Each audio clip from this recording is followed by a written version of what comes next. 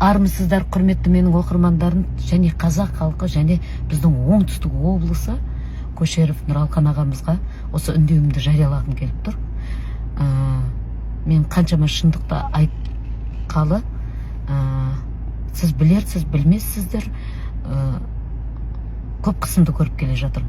Сол қысымның ішінде біздің басшымыз, оңтүстік Шәмші Қалдаяқов атындағы филармониямыздың басшысы Ғалымжан мырзаның да қаншама қысым көрсетіліп,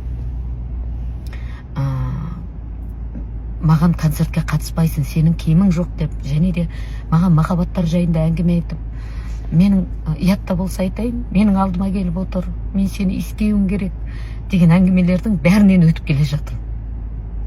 Бірақ, құрметті әкім мырза, осының бәрін сізді қолға алуыңызды өтінемін. Жалғыз мен емес, жалпы қазақтың қыздарының бәрі сондай басшылардың қол астында кетіп бара жатыр.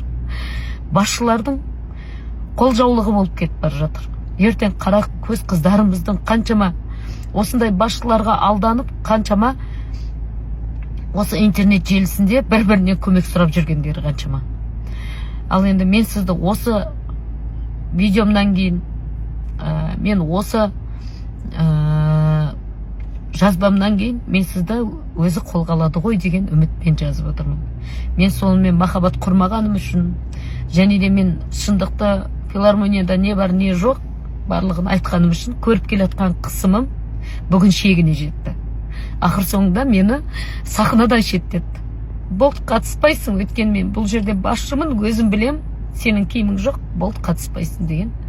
Кәдімгі барша жұмысшылардың көзінше айқайлап, мен ар-намысыма тиіп, бүгін сондай қорлық.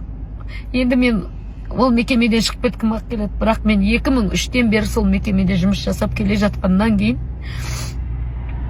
мен әлі де сол мекемеден пенсияға шыққым келеді. Осы жазбамнан кейін сізден өтініш, менің осы жазбамды бір ескере қараңызшы. Қазақ қыздары ретінде сізге айтып жатыр.